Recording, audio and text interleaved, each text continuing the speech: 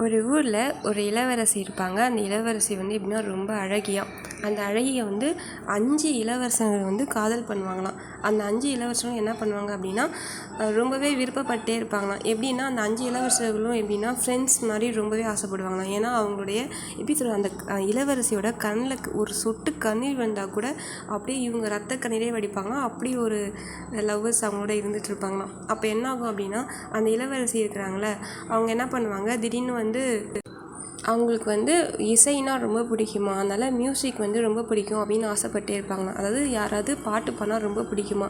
ஆனால் அப்போ என்ன சொல்லுவாங்கன்னா எல்லாரும் ஒரே மாதிரியே பாடுற மாதிரி இருக்குது, எனக்கு ரொம்பவே முடியல அப்படின்னு சொல்லிட்டு பாட்டு கேட்கவே முடியல அப்படின்னு சொல்லி ரொம்பவே சோகமாக வர மாதிரி வருவாங்களாம். உடனே அந்த 5 இளவரசரும் என்ன பண்ணுவாங்கன்னா இது மாதிரி வந்து என்னென்னா பெரிய வேஷம் போட்டு என்ன பண்ணுவாங்கன்னா இது மாதிரி கீழே ஒரு ஒரு கட்டையை வச்சு தொப்பை இருக்குல்ல அதால் வச்சு தாளம் போடுவாங்களாம்.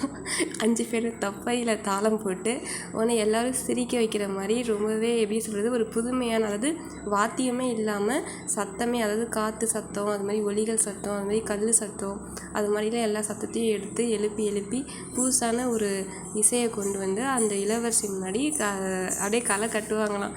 ஆனால் இளவரசிக்கு வந்து என்ன பண்ணுவாங்களாம் ரொம்பவே மூஞ்சி வந்து அப்படியே சுருங்குற மாதிரி வருமா. உடனே அதுக்கப்புறம் அந்த இடத்துல என்ன பண்ணுவாங்களாம், உடனே அவங்க திருப்பி சிரிக்க வைக்கணும் அப்படின்றதுக்காக இப்படி பல்ல காமிச்சு உடனே சிரிக்க வச்சு அதை அப்படியே அழகான இந்த ஸ்டோரியை முடிச்சிடுவாங்க.